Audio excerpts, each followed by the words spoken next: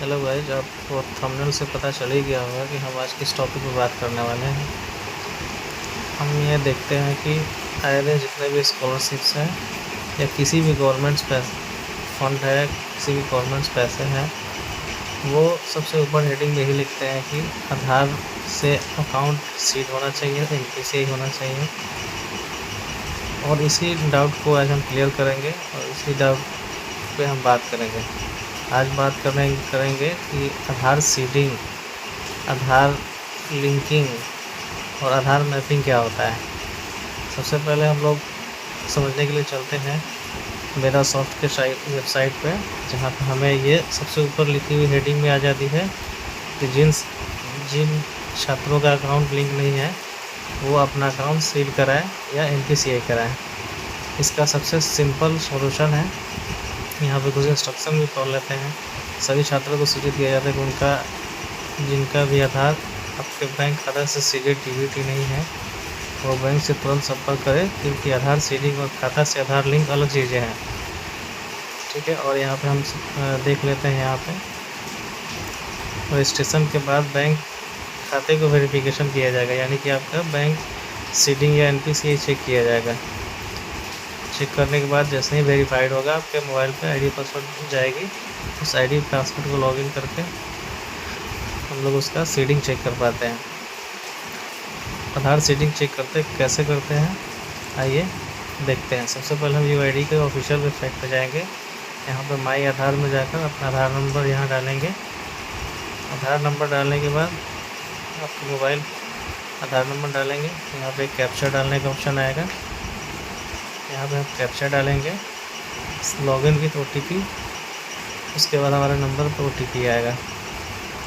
हमारे नंबर पर जो ओटीपी आएगा, यहाँ पे इंटर ओटीपी वाले जगह पे हम अपने ओटीपी को फिल करेंगे। जैसा कि आप देख रहे हैं आपके स्क्रीन पे यहाँ दिखाया जा रहा है।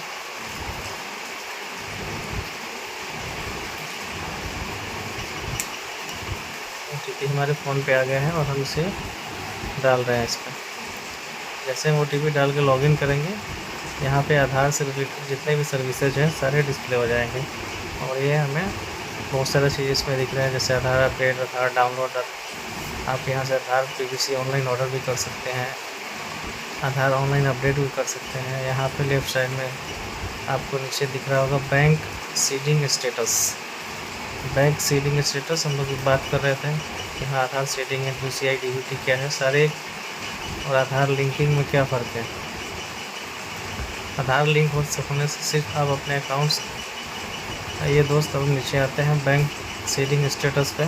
जैसे ही हम यहाँ पे क्लिक करते हैं, एक इंटरफेस खुलती है जिसमें यह लिखा होता है congratulation your Aadhaar bank mapping has been done, यानी कि आपके खाते और आधार के मैपिंग स्टेटस को ढूंढ लिया गया है। सबसे ऊपर आपका आधार नंबर, किस बैंक से आपका खाता एनपीसीआई या डीबीटी है, वो सीड या सीड है, ये कब से है, बैंक सीडिंग स्टेटस क्या है, वो एक्टिव है आपका। लास्ट अपडेटेड डेट, आपके बैंक ने आपके अकाउंट में सीडिंग कब एक्टिव किया था या डीबीटी कब एक्टिव किया, उनकी डेट है 11/11/2015 से लेकर अभी हमने एक कैंडिडेट के यहाँ पर लॉगिन कराया। यहाँ पे उनका 11/11/2015 से आधार सीडिंग स्टेटस एक्टिव है, यानी कि उनके खाते में किसी भी प्रकार के सरकारी पैसे आने में उसको कोई दिक्कत नहीं होने वाली है। इसी प्रकार से आप दूसरे किसी कैंडिडेट का भी चेक कर सकते हैं। चेक करने के लिए सिंपली कुछ करना नहीं है, बस आधार के साइट माई आधार पे जाना है, यूआईडी की वेबसाइट को वहाँ पे माई आधार चूज़ करना है, आधार नंबर इंटर करना है। आधार नंबर इंटर करने के बाद ओटीपी मंगाना है। ओटीपी डालने के बाद अपने आधार सीडिंग स्टेटस को चेक कर लेना है। ध्यान रहे कि किसी भी बैंक को आधार सीड करने में 1 हफ्ते से 15 दिन का समय लगता है। जैसे ही आपके अकाउंट सीड हो जाएगी, ऑटो किसी भी पोर्टल पे, या वो मेरा सॉफ्ट का ऑफिशियल पोर्टल हो या किसी पोर्टल पे, उसको कम से कम 15 दिन का वेरीफाई का टाइम लगता है। वेरिफिकेशन होने के बाद ही आपके phone number, registered phone number है, उसको आईडी पासवर्ड आएगी, तब शायद आप उसको लॉगिन करके अपने एप्लीकेशन को सबमिट कर सकते हैं। फिर से अब हम आगे देख लेते हैं इस वाले पोर्टल पे किसी भी स्टूडेंट के यहाँ पर चेक करना हो, सीडिंग